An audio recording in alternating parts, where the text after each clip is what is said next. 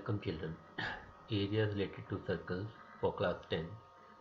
In this video we are going to discuss about the formula for finding the area of the sector and segment of a circle. Now let me first of all discuss what do we mean by sector.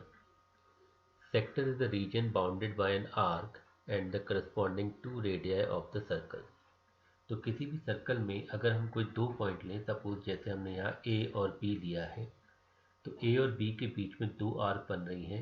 एक है APB जिसे हम minor arc कहेंगे, और अगर हम anti clockwise जाएं BA, एक हमारी मेजर आर्क बनेगी। अगर हम इस आर्क APB के एंड पॉइंट A और B को सेंटर से जोड़ते हैं तो हमारे पास दो रेडियस आ जाएंगे OA एंड OB। तो अब जो ये पोर्शन है OAPB, तो इसके बीच में दो रेडियस हैं, एक आर्क है सर्कल की, इसके बीच में जो पोर्शन है सर्कल का दैट इज कॉल्ड सेक्टर। और क्योंकि ये सर्कल का छोटा सा पार्ट है तो हम इसे कहेंगे माइनर सेक्टर। इसी के बैक साइड में अगर हम देखें तो एक बड़ा सा पोर्शन हमारा सर्कल का बन रहा है between two radii and the arc, इसे हम कहेंगे मेजर सेक्टर। हर सेक्टर सेंटर पर एक एंगल बनाता है जिसे हम सेंट्रल एंगल कहते हैं या angle made by the sector at the centre कहते हैं।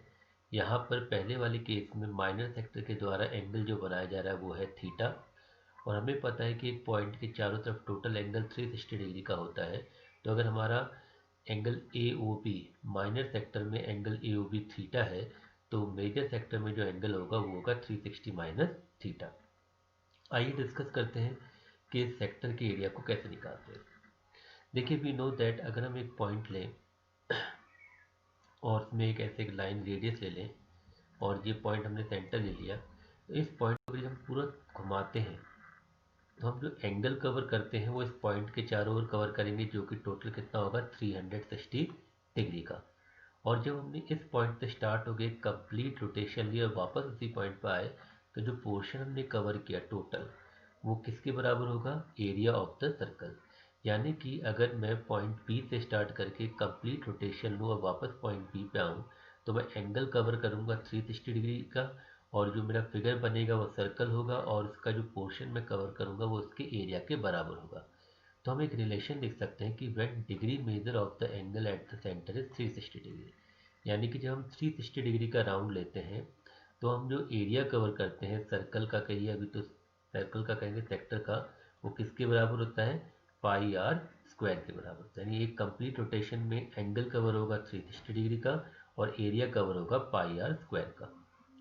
अब हम अपना यूनिटरी मेथड अप्लाई कर सकते हैं। अगर 360 डिग्री के लिए एरिया कवर्ड है पाई आर स्क्वायर, तो 1 डिग्री रोटेशन के लिए जो एरिया कवर्ड होगा वो होगा पाई आर स्क्वायर अपॉन 360 डिग्री। यानी कि जब हम 1 डिग्री एंगल रोटेट करेंगे तो जो हमारा सेक्टर बनेगा उसका एरिया आ जाएगा pi are square upon 360 degree.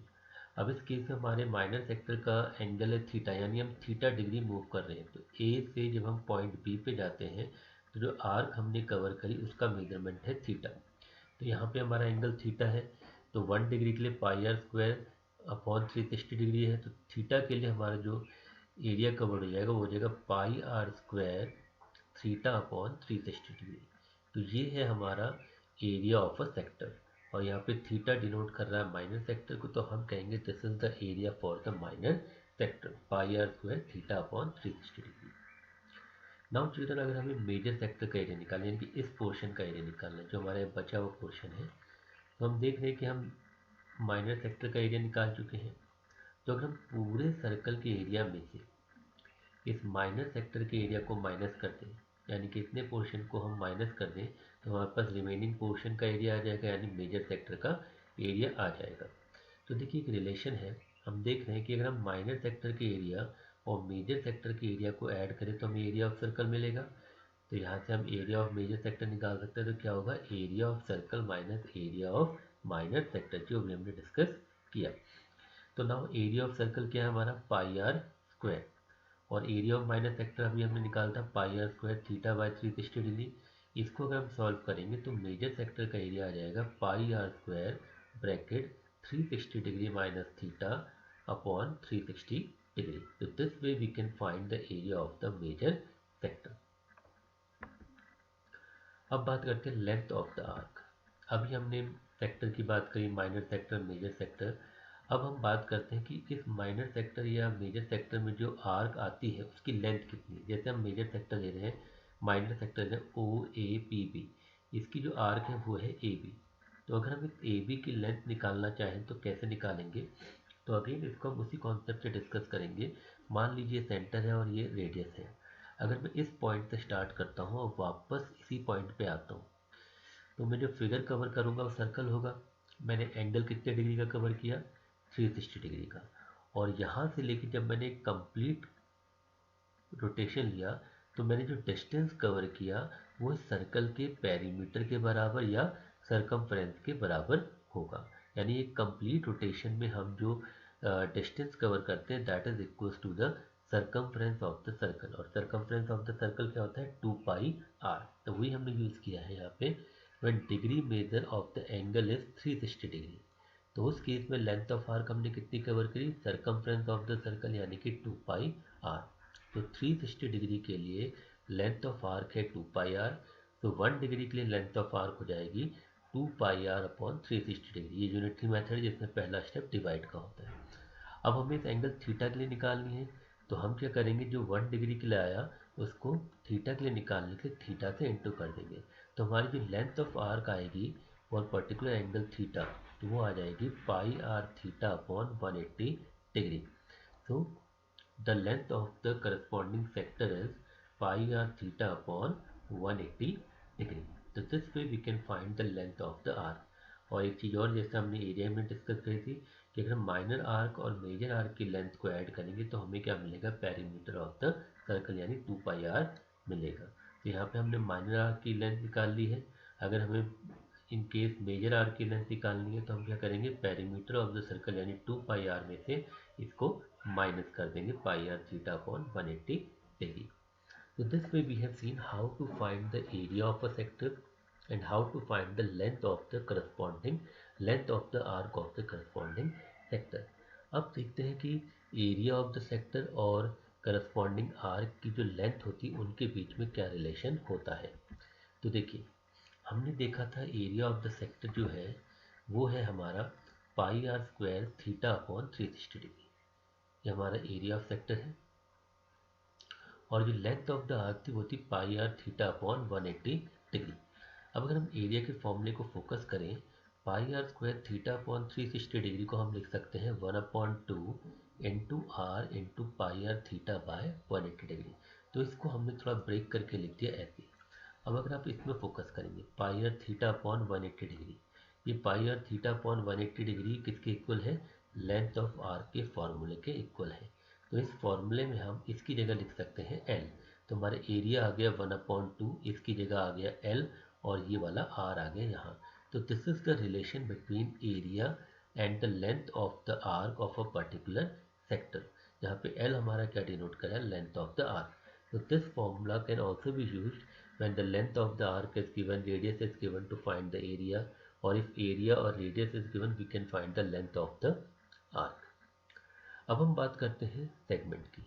Segment क्या होता है, देखिए सेगमेंट एक ऐसा पोर्शन होता है सर्कल का जो किसी कॉर्ड और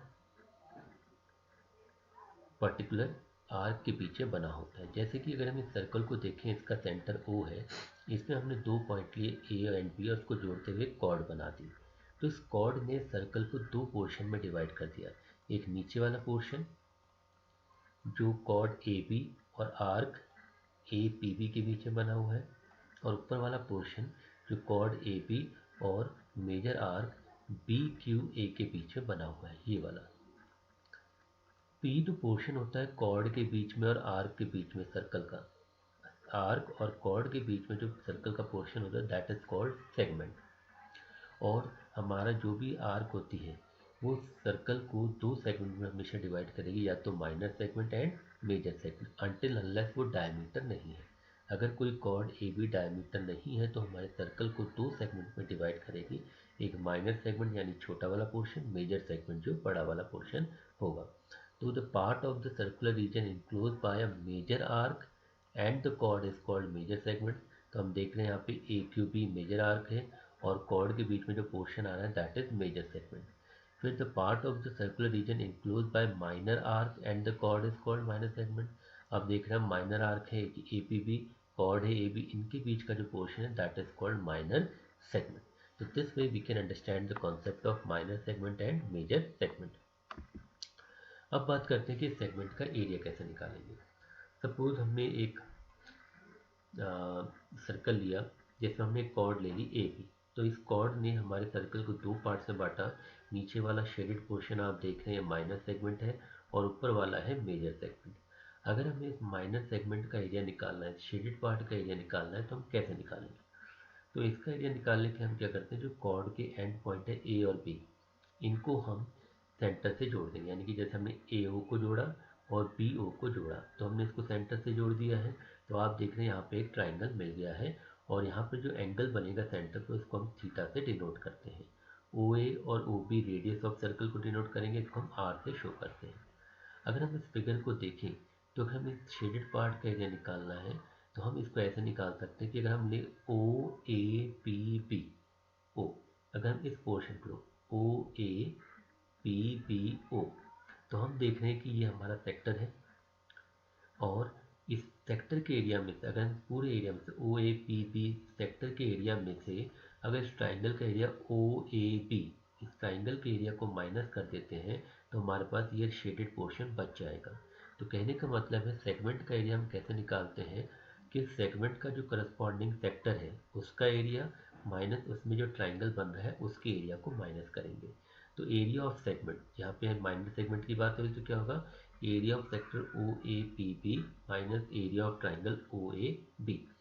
तो सेक्टर का एरिया हम पहले ही डिस्कस कर चुके हैं, pi are square theta upon 360 degree minus area of triangle O A B. तो इस ट्राइंगल के एरिया से हम इसको माइनस कर देंगे, तो ये हो जाएगा माइनर सेगमेंट का एरिया, जो इस छोटा वाला शेड पोर्शन। अगर हमें इस रिमेनिंग पोर्शन का यानी कि मेजर सेगमेंट का एरिया निकालना है तो आप देख रहे हैं कि हम एक लॉजिक लगा सकते हैं। अगर पूरे सर्कल के एरिया में से इस माइनर सेगमेंट के एरिया को हम माइनस कर देते हैं तो हमें मेजर सेगमेंट का एरिया मिल जाएगा।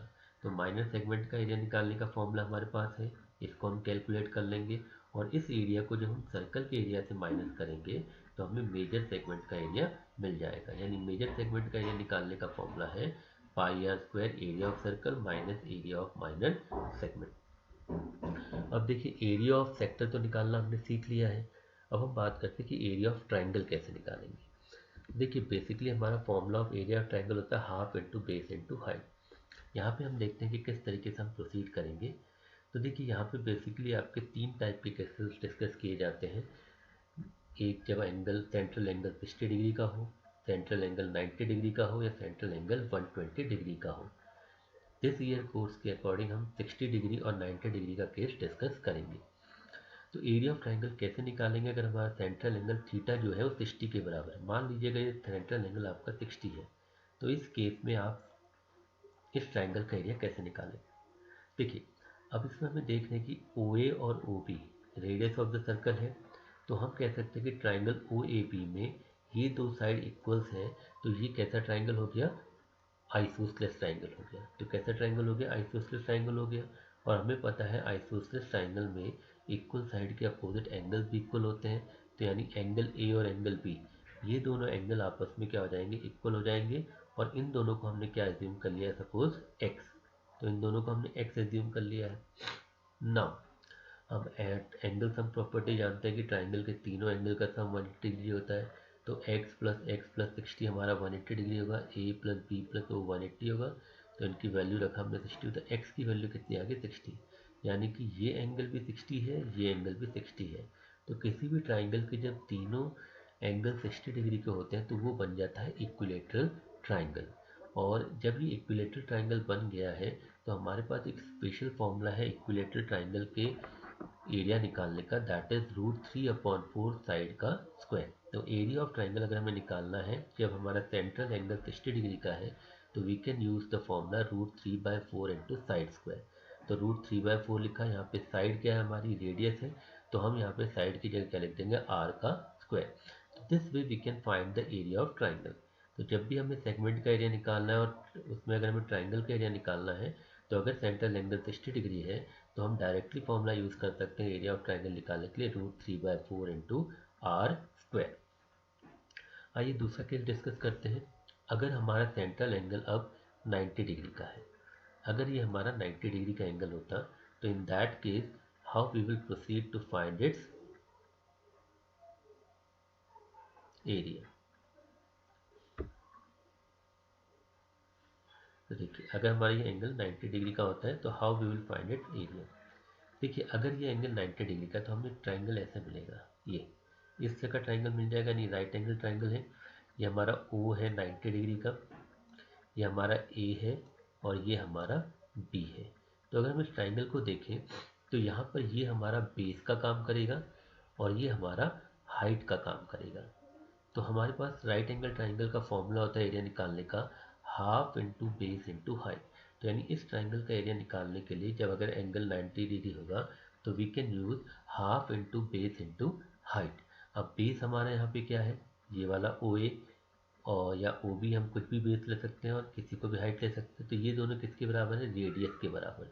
यानी बेस भी हमारा आर है और हाइट भी हमारी आर है। तो एरिया हो जाएगा 1/2 आर इंटू आर, यानी 1/2 आर का स्क्वायर। तो कहने का मतलब है अगर हमारा सेंट्रल एंगल 90 डिग्री का है तो उस केस में जो सेगमेंट में ट्राइंगल बनेगा उसका एरिया हम निकाल सकते हैं simply by using the formula 1/2 r square.